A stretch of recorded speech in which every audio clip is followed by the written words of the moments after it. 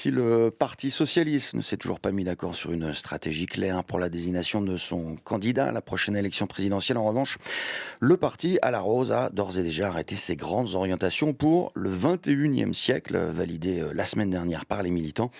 Et c'était tout l'objet de la présentation ce matin d'un projet par notre invité qui nous a rejoint depuis en studio, l'eurodéputé Chloé Ridel. Bonjour madame. Bonjour. Et à mes côtés pour vous interroger, Adrien Toffolet du service politique de la rédaction. Bonjour Adrien. Bonjour. Ce projet, dites-vous, est celui d'une gauche radicale de gouvernement, une forme de en même temps appliquée à la gauche radicale, gauche de gouvernement, c'est comme ça qu'on doit le comprendre ?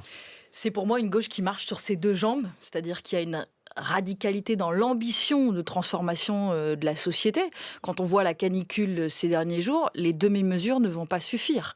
Il faudra qu'on adapte massivement nos logements, le bâti, nos villes, qu'on mette aussi de la climatisation. Mais vous voyez bien que sur tout un tas de sujets, je pourrais parler du pouvoir d'achat, de la lutte contre les violences sexistes et sexuelles, il faut une ambition radicale et de gouvernement, parce que nous serons toujours fidèles à notre méthode qui est le dialogue, la recherche du compromis, le refus de la violence. Et donc je crois qu'une gauche qui a une vocation majoritaire dans le pays, c'est cette gauche-là. Gauche radicale de gouvernement. C'est un espace politique aussi entre Jean-Luc Mélenchon et peut-être l'héritage du candidat François Hollande ? Oui, je le crois, et je crois que c'est cette gauche-là qui peut, encore une fois, être majoritaire et qui peut réconcilier ceux qui, à gauche, le veulent bien. On dit souvent qu'il y a deux gauches irréconciliables. Je crois qu'on peut, au contraire, largement réconcilier sur cette base-là. Pour cela, vous fixez 10 priorités, parmi lesquelles la hausse des salaires et le partage des richesses. Vous plaidez pour une écologie populaire, une refondation de l'école.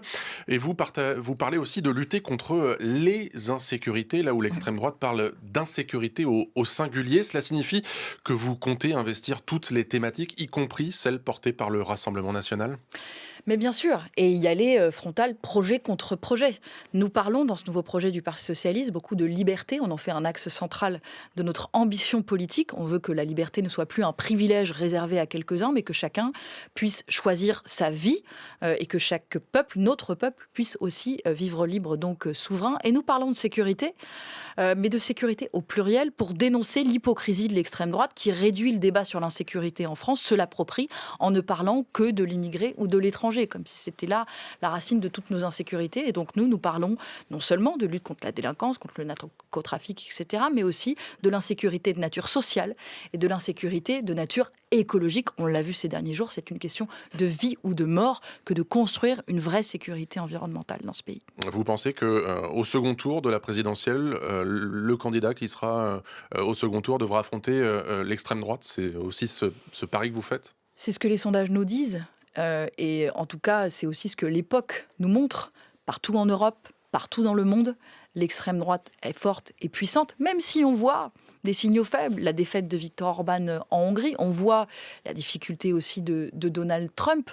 Tout ça commence à s'effondrer et nous pensons que c'est nous, la gauche radicale de gouvernement, pour reprendre encore ce terme, qui sommes l'alternative et qui sommes responsables de forger l'alternative. Je pense que le grand combat de notre temps pour la gauche, c'est un combat pour la liberté et un combat pour fermer la parenthèse qui s'est ouverte dans les années 80 de la mondialisation libérale qui aujourd'hui a évolué sous la forme d'un capitalisme ultra-prédateur, autoritaire, et qui met en jeu, encore une fois, notre capacité à vivre libre.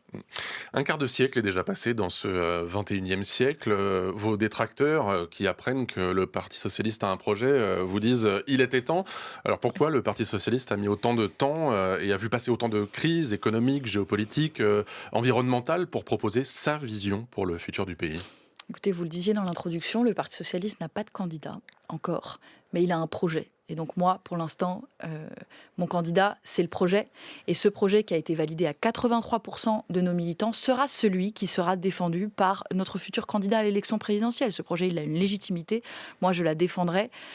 Il est issu d'un processus de refondation ambitieux que j'ai conduit sur plus d'1 an avec l'ensemble des sensibilités de notre parti. Donc maintenant, plus personne ne pourra dire que le Parti socialiste n'a pas de programme, ne travaille pas. Nous avons un projet, il est ambitieux, et j'appelle tous les militants de gauche, et puis tous les Français, à le lire, à s'en emparer. Mais comment pouvez-vous vous assurer qu'un Raphaël Glucksmann qui porte sa propre vision pour la France, ou un François Hollande qui sera peut-être candidat, un socialiste, mais qui n'est pas sur la même ligne que vous, respectera ce projet et n'ira pas juste piocher quelques éléments? Eh bien, je leur dis que ce projet bénéficie d'une double légitimité. La légitimité d'abord d'avoir été travaillé sur le long cours par tous les militants et plus largement les sympathisants du Parti socialiste, et la légitimité d'avoir été approuvé à 83%. Donc ils ne peuvent pas s'en laver les mains. Il faudra qu'ils se l'approprient et le récupèrent, et moi j'y veillerai. Une dernière question en quelques mots. Les militants PS seront donc sollicités le 9 juillet prochain pour décider de la stratégie présidentielle, primaire ou non, avec qui doit voter. Mais le PS, on l'a dit, est divisé. Certains cadres du parti soutiennent déjà Raphaël Glucksmann. Vous avez d'autres, comme François Hollande, qui donc se préparent, disent se préparer. Est-ce qu'il y aura un seul candidat socialiste ou social-démocrate à cette présidentielle? Ben moi je le souhaite. J'ai fait le projet avec beaucoup d'autres. Et je souhaite que le Parti socialiste ait maintenant un candidat, et il faudra un processus de départage démocratique, on peut appeler ça une primaire, mais qui départage et qui choisisse un candidat dans l'espace socialiste. Et la question devra en partie être tranchée ce soir. Merci donc Merci Chloé à vous. Ridel, eurodéputée socialiste, d'avoir répondu à notre invitation. Merci également à vous, Adrien Toffolet. On termine